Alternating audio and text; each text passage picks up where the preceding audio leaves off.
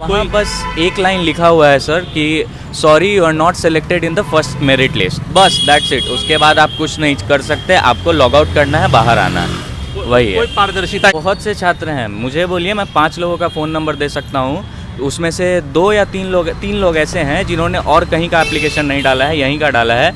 अब वो भागे भागे फिर रहे हैं किसी अरे गहरे यूनिवर्सिटी में, कॉलेज में एडमिशन लेने के लिए कि कैसे भी हमारा साल बच जाए।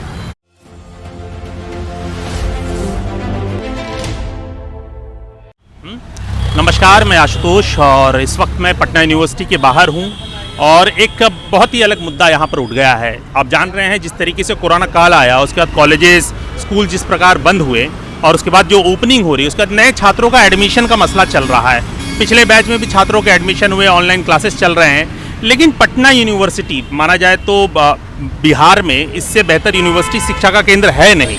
और जो बाकी है, मगध है या फिर और दूसरी यूनिवर्सिटी से, वहाँ पे शिक्षा के हालात और भी बुरे हैं। पटना यूनिवर्सिटी अपने आप में अब गौरवान्वित महसूस करती है कि ये बहुत बेहतर पढ़ाई कर रही है, टाइम पे कोर्स एंड कर रही है। लेकिन अब जो मुद्दा आया है वो एडमिशन को लेकर है। 12वीं के बाद जो छात्र एडमिशन के लिए यहाँ पर आए, उनको लेकर जिस तरीके से जो एडमिशन पॉलिसी है, क्योंकि पहले एग्ज़ाम्स होते थे और उसके बेसिस पे लोगों का एडमिशन होता था, लिस्ट मार्फत नोटिस बोर्ड पे लगते थे, तो ये सिचुएशन थी 2014-15 के बाद यही स्थिति बन गई थी। लेकिन कोरोना के बाद स्थिति बदल गई है और इसमें अब समस्याएं खड़ी हो रही है। तो आप हमारे साथ इस वक्त हैं, आपका नाम क्या है? मेरा नाम नीरज यादव है। आप क्या करते हैं? मैं छात्र ऐसा का स्टूडेंट लीडर हूं और जस्ट ही पटना विश्वविद्यालय से एमए फाइनल किया हूं। क्या मसला आया है? देखिए, मसला यही है, मैं बता देना चाहता हूं क्लियर। जब से पटना विश्वविद्यालय का नामांकन प्रोसेस शुरू हुआ है, मैंने तभी से पटना विश्वविद्यालय कुलपति को बोल रहा हूं, जो आप इस बार का जो एडमिशन प्रोसेस है किस तरह लड़ रहे हैं हमको बताइए। तो उन्होंने हमको बोला जो हम मार्क्स विशेष पे 12th के मार्क्स विशेष। बात आप किन से पूछे आपने? पटना विश्वविद्यालय कुलपति से, गिरीश कुमार चौधरी सर से। तो उन्होंने हमको बोला जो हम इस बार परसेंटेज के आधार पे, 12th के परसेंटेज के आधार पे लेंगे एग्जाम, एडमिशन लेंगे नए सत्र में।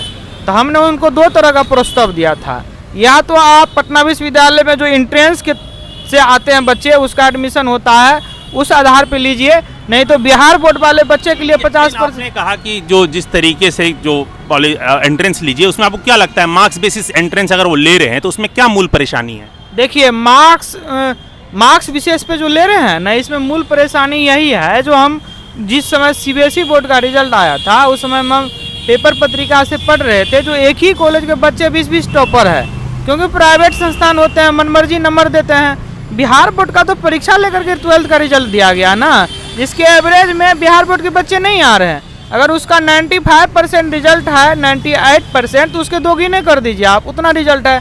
बिहार बोर्ड तो टॉपर है 98%, एक आध कहीं कहीं है। आप देख सकते हैं, जाके पटना विश्वविद्यालय कुलपति से पूछ सकते हैं, जो जितना एडमिशन हुआ आप बताइए किन बच्चे का हुआ है, बिहार बोर्ड का हुआ है कि सीबीएसई बोर्ड का हुआ है। इसमें सारा सर पता नहीं क्या नीति अपना रहे हैं पटना विश्वविद्यालय कुलपति।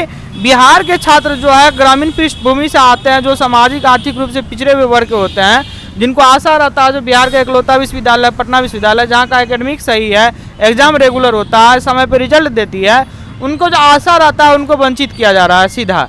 हम लोग आज तीसरा दिन छात्र संगठन ऐसा का भूख हड़ताल चल रहा है, कोई हाल चाल भी हमसे पूछने नहीं आया है, जो कैसे हैं आप लोग, क्या कर रहे हैं, जहाँ तक कि प्रशासन भी नहीं आया। शिक्षा मंत्री कुलपति को बोले थे तो आप इंट्रेंस लेकर के पटना विश्वविद्यालय का एडमिशन लीजिए। उस वक्त उन्होंने क्या वायदा किया था? उस वक्त उन्होंने हमसे वादा किया था जो हम बिहार बोर्ड के छात्रों के लिए 10% सीट वैकेंट करेंगे, हम लोग का मांग रिजर्व करेंगे बिहार बोर्ड के छात्रों के लिए। हम लोग का मांग था 50% सीट का आरक्षित करने का।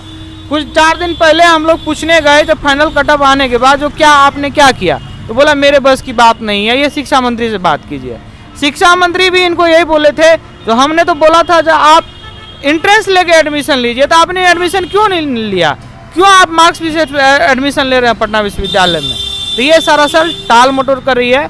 ये नीतीश कुमार जी का जो सरकार जितना दिन से है सत्ता में, इसका परिणाम अब दिख रहा है। जो बिहार में कोई ऐसा विश्वविद्यालय नहीं है जहाँ छात्र अपना नामांकन लेने के लिए इच्छुक हो। एक पटना विश्वविद्यालय था, उससे को भी वंचित किया जा रहा है। ये न्यू एजुकेशन पॉलिसी को लागू किया जा रहा है।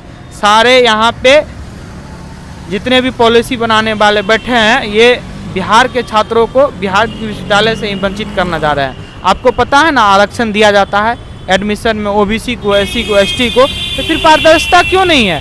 क्यों नहीं कट ऑफ में लिस्ट चिपकाया गया है? क्यों मतलब गुमसुम तरीके से एडमिशन हो रहा है? किसका डर है? क्यों भय में है विश्वविद्यालय प्रशासन? आज हमारी वार्ता हुई प्रोक्टर से, तो बोलते हैं हमको जो एडमिशन के बाद हम पारदर्शी करेंगे। ये कैसा रूल है भाई?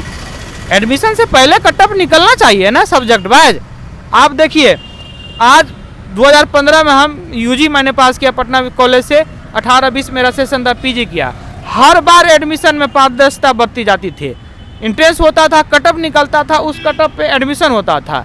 95% बिहार बोर्ड के बच्चे हैं पटना विश्वविद्यालय में पढ़ने वाले, लेकिन इस बार 5% बिहार बोर्ड, 95% सीबीएसई बोर्ड। अच्छा, ये तो आंकड़े बाद में जब जारी होंगे तब हाँ। समझ में आएंगे। हमारे पास एक छात्र भी हैं जो इस वक्त एडमिशन लेने आए थे पटना यूनिवर्सिटी में, इन्होंने फॉर्म भरा।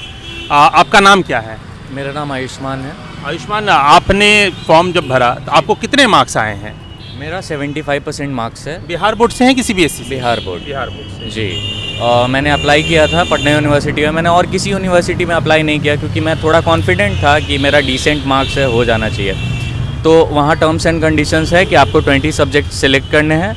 मैंने टॉप सब्जेक्ट्स के साथ ऐसे सब्जेक्ट्स भी सिलेक्ट किए जहाँ कंपटीशन उतना नहीं होता, बहुत कम स्टूडेंट्स लेना चाहते हैं। लेकिन अभी जब पहला मेरिट लिस्ट आया तो मेरा टॉप तो छोड़िए, उन सब्जेक्ट्स में भी नहीं है जिसमें कंपटीशन नहीं होता। तुम कह रहे हो 23 सब्जेक्ट जो तुमने चुने उसमें कहीं भी तुम्हारा नाम नहीं है? क्या सारे सब्जेक्ट से जब तुम्हें ये जो रिजल्ट तुम्हें मेल किया गया तो क्या उसमें बताया गया कि इस सब्जेक्ट में इतने % वाले छात्रों को तक का एडमिशन हुआ है या इस सब्जेक्ट में इतने % का तक का एडमिशन हुआ है?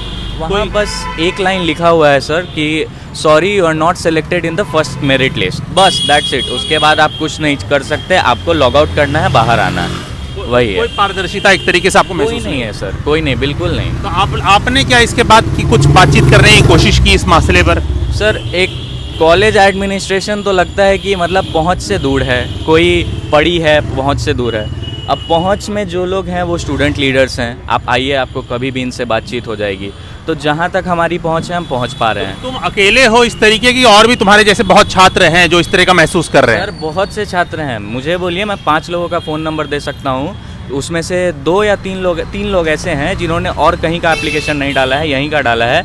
अब वो भागे भागे फिर रहे हैं किसी अरे गहरे यूनिवर्सिटी में, कॉलेज में एडमिशन लेने के लिए कि कैसे भी हमारा साल बच जाए, वो सीन है। 75% हमारा मार्क्स है, फिर भी हम कहीं स्टैंड आउट नहीं करते, मतलब कहीं स्टैंड नहीं करते लिस्ट में, यही सीन है। तो पटना यूनिवर्सिटी जो है अपने आप में एक आशा का एक किरण है, क्योंकि जो पटना में जो छात्र रहते हैं, बिहार में जो छात्र रहते हैं, उनको अगर ठीक ठाक शिक्षा कम पैसों में चाहिए, जो मिडिल क्लास और लोअर क्लास फैमिली से आते हैं, वो यहीं पर मिलती है। अगर इस यूनिवर्सिटी में इस तरीके का व्यवहार होगा और पारदर्शिता नहीं रहेगी और बिहार बोर्ड से आने वाले मध्यम वर्गीय और निम्न वर्गीय छात्रों को अगर इस तरीके से उनको एडमिशन नहीं मिलेगा, तो जो सामाजिक लड़ाई होती है, जिस तरीके से शिक्षा को एक बहुत बड़ा हथियार माना जाता है, तो वो उससे भी वंचित रहेंगे और ये बाकी भविष्य का एक बहुत बड़ा संकट बन सकता है। तो इस मुद्दे पर अभी अनशन तीसरा दिन है और इस पर हम लगातार अपनी नज़र बनाए रखेंगे। जो भी अपडेट आएगी वो हम आपको देते रहेंगे। एक्सिस 24 के लिए मैं आशुतोष।